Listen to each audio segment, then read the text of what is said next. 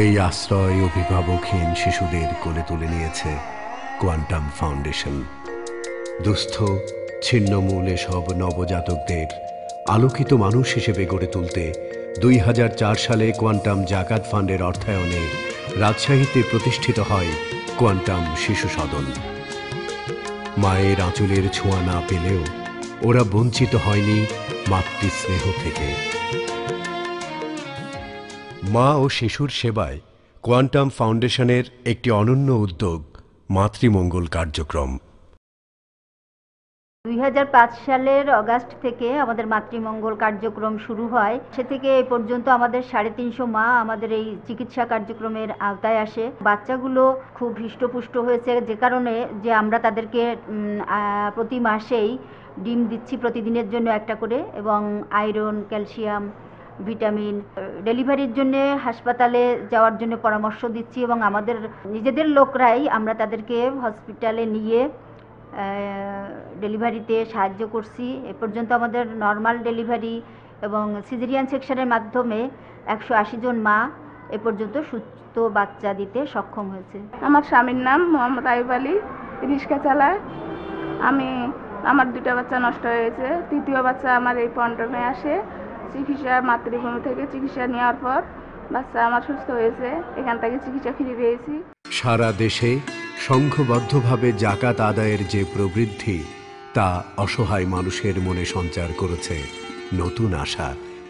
2010 সালে এই ফান্ডে সংগৃহীত অর্থের পরিমাণ ছিল 2,80,06,285 টাকা। এক হিসেবে বলা হয়েছে আমাদের জাকাতযোগ্য সম্পদের পরিমাণ 10 লক্ষ কোটি টাকা। এর 2.5% হারে জাকাতের পরিমাণ হয় 25,000 কোটি টাকা। 25,000 কোটির জায়গায় যদি 12,000 কোটি টাকাও বছরে জাকাত আদায় হয়, তাহলে তা দিয়ে প্রতিটি 100 কোটি টাকা করে 120টি সমন্বিত ফলজ, বনজ, মৎস্য ও পশু সম্পদ প্রকল্প হাতে নেওয়া যাবে। প্রতি বছর 120টি করে 10 বছরে 1200টি, এবং বছর বছর এই থেকে প্রবৃদ্ধি আমাদের দেশ থেকে দারিদ্র্যকে করবে পুরোপুরি নির্বাসিত।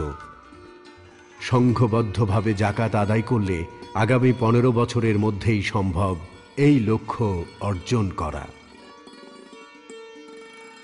একটা হিসেবে দেখা গেছে যে এখন যতটা জাকাত আদায় করা উচিত সেটা হলো 25,000 কোটি টাকা। পভার্টি অ্যালিভিয়েশনের জন্য এটা একটা বিগ সাম। এটা যদি সবাইকে মোটিভেট করা যায় যে তোমরা এই টাকাটা দাও, এবং এই টাকা দিলে রাস্তায় কোনো ফকির থাকবে না, এটা কোনো গরিব ফ্যামিলি থাকবে না, কোনো গরিব সরকার থাকবে না, কোনো গরিব দেশ থাকবে না, হাত পাততে হবে না। এই একটা বড় পাওয়া। আমরা চাইব জাকাতের মাধ্যমে একটা ঋণমুক্ত সুস্থ জীবন যাপনের জন্য লোককে উদ্বুদ্ধ করা, দাঁড় করিয়ে দেওয়া। ঋণ মানুষকে দাঁড় করাতে পারে না। সালাম খান, দলিল উদ্দিন আজ সচ্ছল। শূন্য থেকে জীবন শুরু করা সংগ্রামী মানুষ আব্দুল বারেকও হয়েছেন স্বাবলম্বী। সহযোগিতার আশায় এখন এদের আর কারো কাছেই হাত পাততে হয় না, বরং সম্বলহীন মানুষদের এখন তারাই দেখান সচ্ছল জীবনের স্বপ্ন। ওদের বিশ্বাস একদিন ওরাও হতে পারবে একজন জাকাত দাতা। যে আমি যাতে এরকম জাকাত দিতে পারি, ভবিষ্যতে নিজে যাতে জাকাত দাতা হতে পারি, এটাই আমার ইচ্ছা।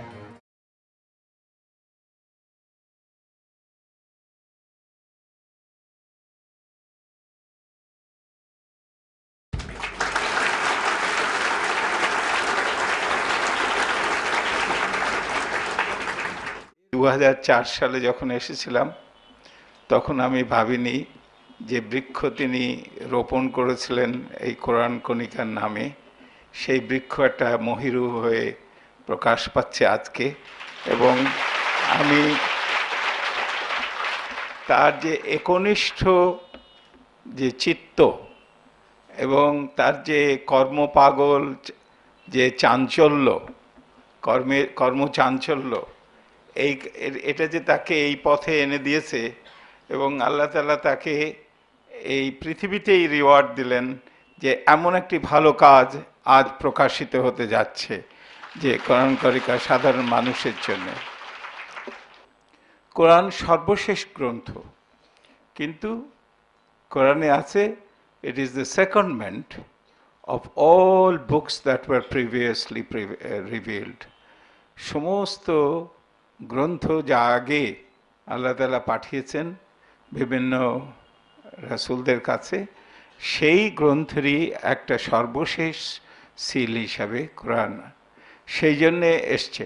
এবং সেই জন্যে আমাদের গ্রন্থের সঙ্গে অন্যান্য ধর্মের সঙ্গে কোনো রকম কোনো সংঘাত নেই, কারণ আগে যারা এসছেন তারা আমাদের রাসূল, এবং মুসা আলাইহিস সালাম ইসলামের রাসূল, ঈসা আলাইহিস সালাম ইসলামের রাসূল, আদম আলাইহিস সালাম প্রথম, এবং সেই থেকে শুরু করে নূহ আলাইহিস সালাম যতজন এসছে, যারা যেখানে যাকে ওন করুক বা মনে করে এ আমার আত্মীয়, এ আমার রাসূল, কিন্তু ইসলাম বলে এগুলো সবই ইসলামের রাসূল। এবং সূরা বাকারায় বলা আছে লা নুফাররিকু বাইনা আহাদিম মির রাসূলি, তোমরা রাসূলে পার্থক্য করো না। তাহলে এইখানে এই একটা অপূর্ব জিনিস যে কোনো ধর্মের সঙ্গে আমাদের কোনো বিরোধ নেই, কারণ সমস্ত ধর্মই এসছে এক জায়গা থেকে। পৃথিবীর সব মানুষ একটি পরিবার। কোরআনে আছে ওয়া কানান নাসু উম্মাতুন ওয়াহিদা, কোনো মুসলমান সাম্প্রদায়িক হতে পারে না, আর কোনো সাম্প্রদায়িক লোক মুসলমান হতে পারে না। কারণ বলা আছে হে মুসলমান, তোরা তো একই জাতি, একই সম্প্রদায়, তোমরা যার কাছে যা আছে তা নিয়ে নিজেরা নিজেদেরকে নিয়ে সন্তুষ্ট করে রেখেছো। কোরআনে অনেক কথা আছে, কিন্তু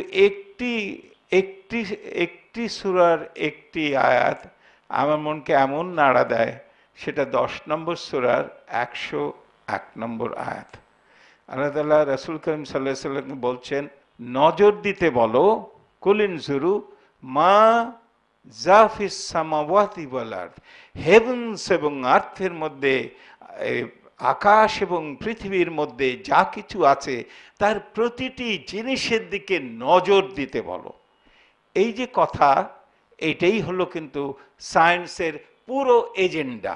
আমি গুরুজির প্রসঙ্গে এসে বলি, উনি যে কথাগুলো লিখেছেন, আমার কাছে ভাষাটা এত সুন্দর লিখেছে, এত সহজ সাবলীল ভাষা।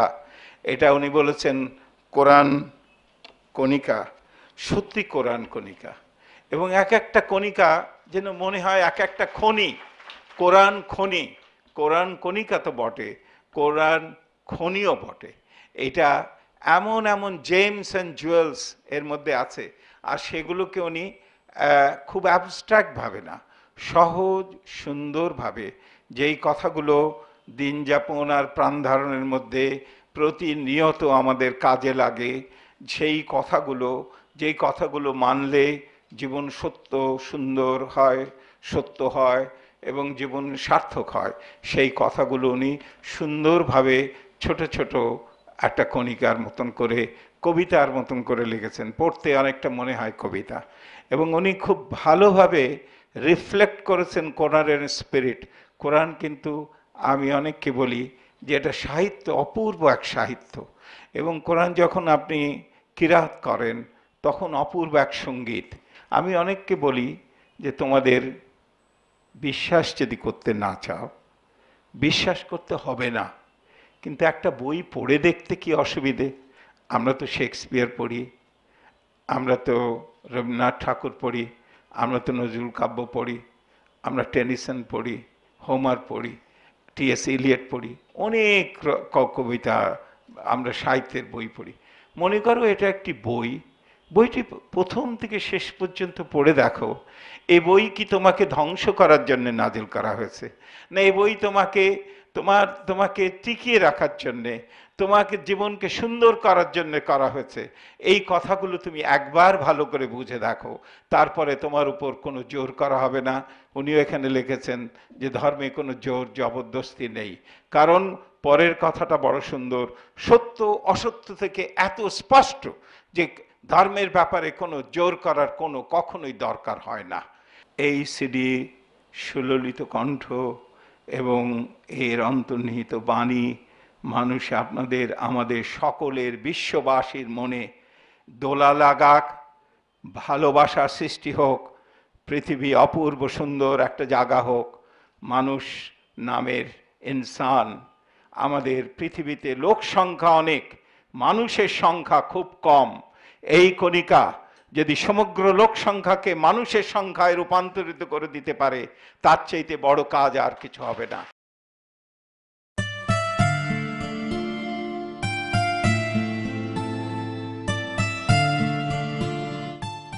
আজকে যে সিডি প্রকাশনা হচ্ছে সেটি সার্থক হবে।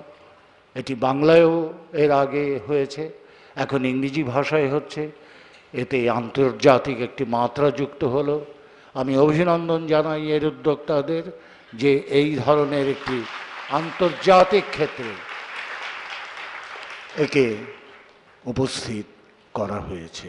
মেডিটেশনের যে বৃহত্তর দিক রয়েছে সেই দিক আজন্ম আমি পালন করেছি। আজকে আমাকে যে শুভ নামে এবং সসম্মানে এখানে নানা সম্বোধনে অভিহিত করা হলো, আমি মনে করি যে আমি যদি আমার লক্ষ্যে স্থির নিবদ্ধ না থাকতে পারতাম, মনোসংযোগ না করতে পারতাম, তাহলে নিশ্চয়ই আপনাদের ভালোবাসার জায়গায় এসে দাঁড়াতে পারতাম না। ধ্যানের, মনোনিবেশের, মনোসংযোগের প্রয়োজনের কথা উল্লেখ করেও বলি যে প্রশান্তি আমরা অর্জন করব, কিন্তু প্রশান্তিকে যেন আমরা একটি শক্তি হিসেবে ব্যবহার করি। প্রশান্তি যেন আমাদের নিদ্রিত না করে, নিষ্ক্রিয় না করে। আমরা যেন প্রশান্তি অর্জন করে এমন শক্তিমান হয়ে উঠতে পারি যখন বলতে পারি যে আমি অর্জন করেছি আমার সক্ষমতা, আমি আবিষ্কার করেছি আমার সম্ভাবনা।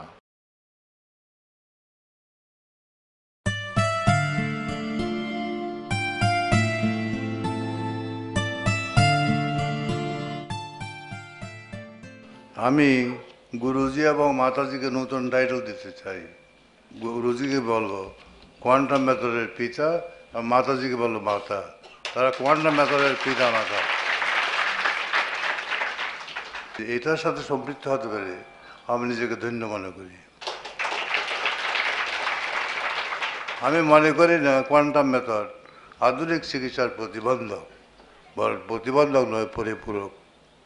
অজ্ঞতার কারণে আমরা আলাদা করে বাস করি, কিন্তু জ্ঞানের গভীরতার কারণে একত্রিত হওয়া কিছুতে কঠিন হবে না। আমাদের সকলের উদ্দেশ্য যদি সকল নিরাময় করা, সুখে রাখা, অসুখ থেকে সুখে নিয়ে আসা, সেই যদি একই উদ্দেশ্য হয়, আমাদের পথও একই হওয়া উচিত।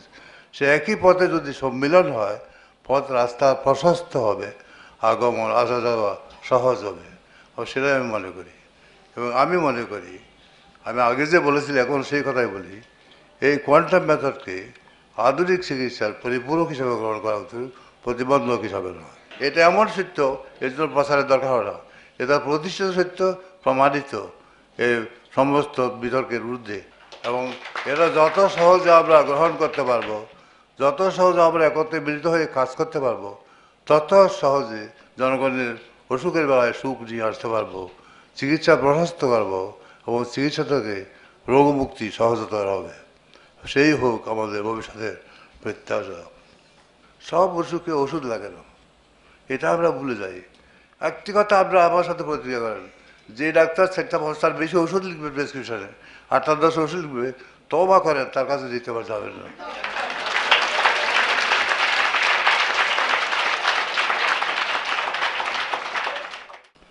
লামায় আমি গিয়েছিলাম, বড় বড় পীর দরবেশ যে পথ অবলম্বন করেছেন, আমাদের কোয়ান্টামের পিতা উনি একই পথ অবলম্বন করেন। এই যে অজপাড়া গায়ে পাহাড়ের মাধ্যমে যেন রাস্তা নেই, পুল নেই, গাড়ি খাওয়া চালানো সম্ভব হয় না, এমন জায়গায় গিয়ে উনি বসবাস নিয়েছেন। কেন? কারণ যেখানে